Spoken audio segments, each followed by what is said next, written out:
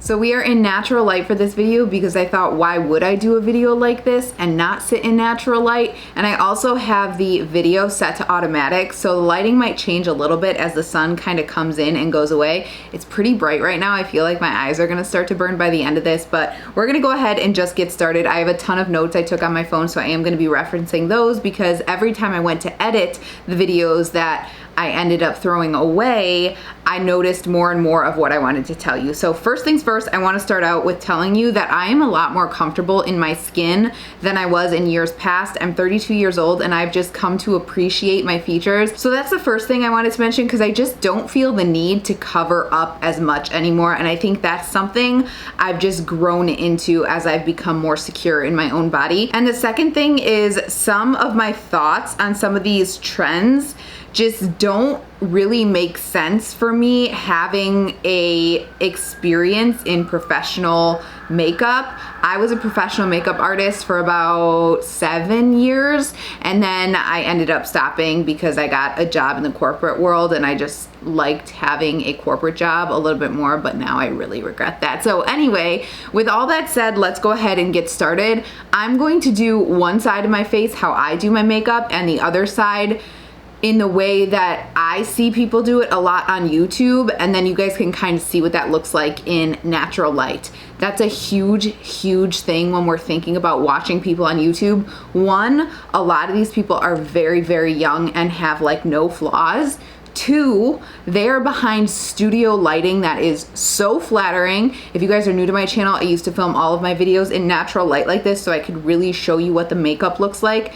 I love studio lighting and I'm filming videos in studio lighting again, but you gotta take that with a grain of salt because studio lighting really diffuses the makeup and pretty much makes everything look perfect, even if it doesn't. And a lot of times it looks really heavy when you step outside of that studio lighting. Some of these people have Botox. I get Botox. Some of these people have filler under their eye and such. I have gotten filler in my lips before. So just keep all of that stuff in mind as you watch people, because what you see is not always what you get in real life, especially if they didn't enhance some of their features. And I'm all about that. I'm all about doing what makes you feel best. I'm not putting any of that down, and I'm not putting any of these techniques down at all throughout this video. So I wanted to put all of those like disclaimers and kind of my thought process on that out first before we get into it. So first things first, applying too much foundation.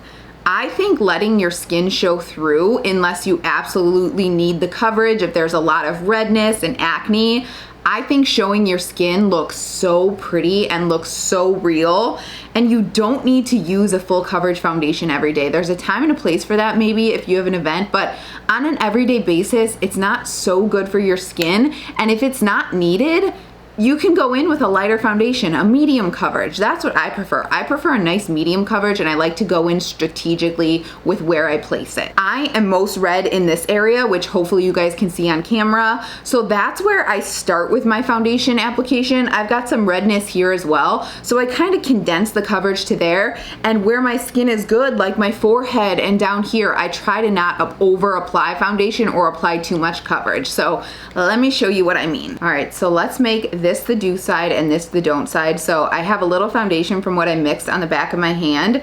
I'm gonna take that and apply that there, a little bit there, a little bit there, and a little bit there. I have a ton on the back of my hand. I'm just gonna lightly dip my sponge into that and even tap it out so I kind of cover the butt of the sponge.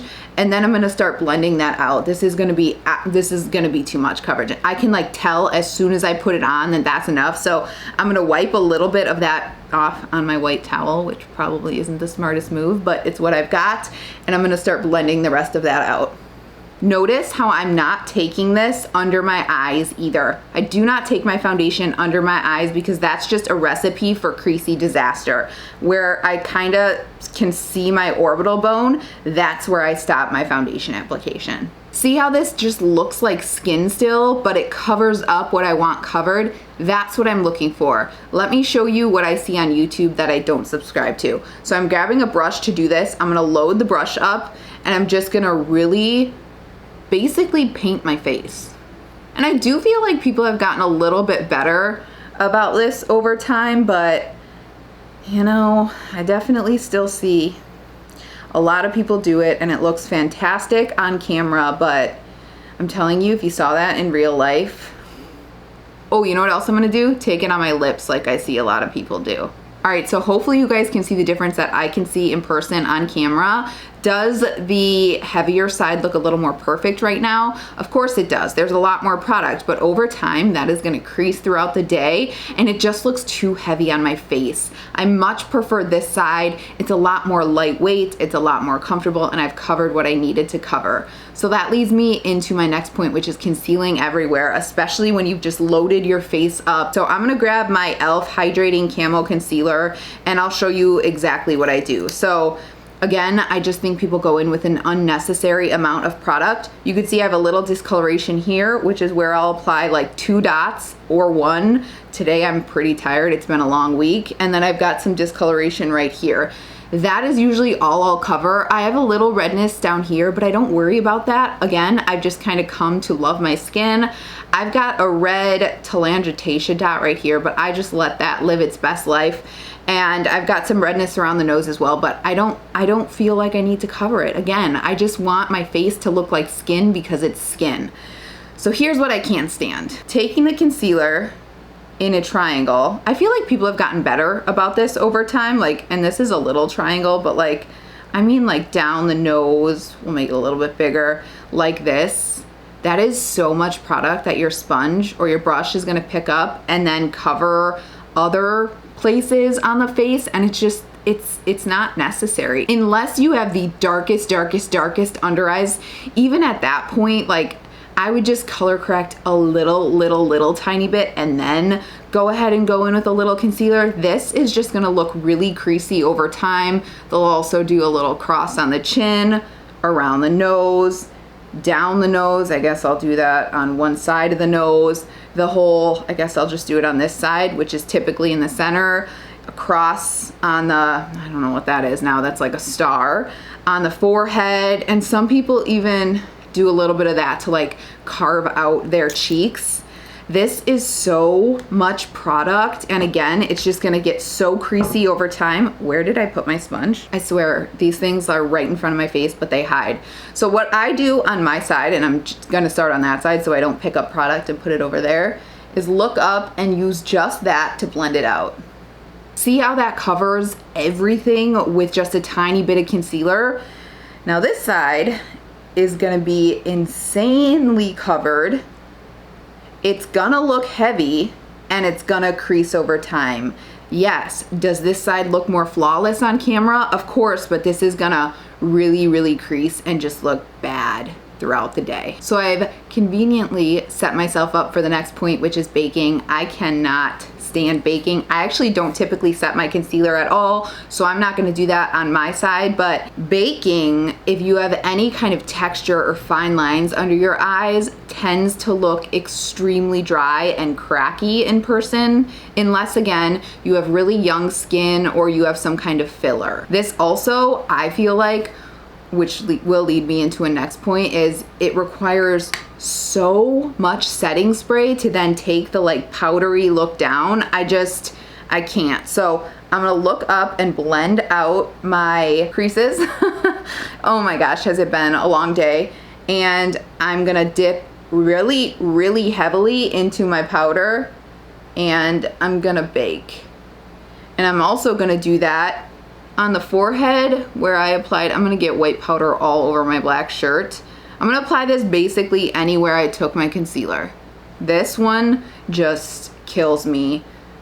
Like carving out your cheekbone with a bunch of white powder. Again, this is a drag technique and a stage makeup technique that just should be left for that, in my opinion. I have nothing against setting your face lightly with powder as I knock this off if you need it, if you're on the oily side, but I feel like people have just learned these techniques over time from watching YouTube, and it just, I can immediately tell when someone's baked their face when I see them walking around. So I feel like with baking, people leave that on for like 5-10 minutes, and then whatever the skin hasn't absorbed, they'll wipe away and kind of set the rest of their face. But I don't have 10 minutes to do that, so I'm just gonna wipe it off. Plus my face is starting to feel so tight, especially under my eyes from that. I'm just not about it.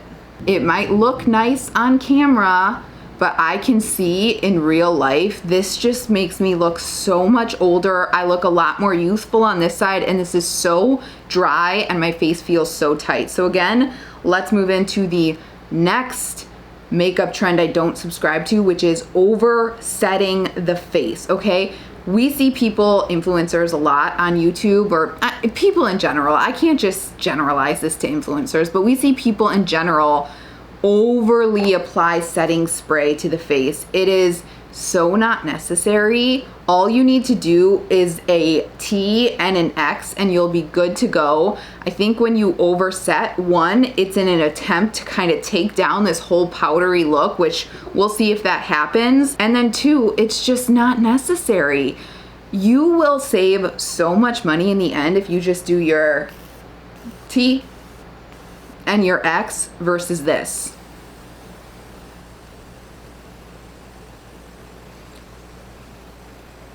You know what I mean? Now my face is like sopping wet. You could see my little peach fuzz sticking up. So I'm gonna grab my little hand fan here and try to set it down. But now my face looks radiant again and it doesn't look super powdery. I gotta admit that did make this look a lot better, but it definitely still makes my skin just look older and just a lot less natural than this side. You know what I mean? And I can already tell this is gonna be creasing in no time. All right, let's talk about the next makeup trend that I don't subscribe to, and that's over highlighting the face.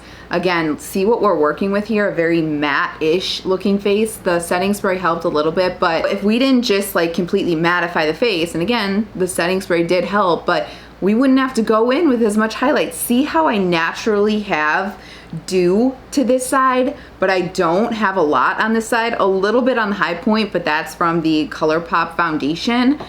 Now I see people go in and, you know, do this all willy-nilly in the spots that they feel like they see people highlight, right? The best way to find out where the most flattering highlight would be for your face is to sit in front of a window like I am right now and see where you're naturally reflecting the light. So I'm gonna actually wipe off what I just dipped into in this Anastasia brush, and I'm just gonna apply a little bit right here where I could see some, you know, glow from the sun reflecting off my face.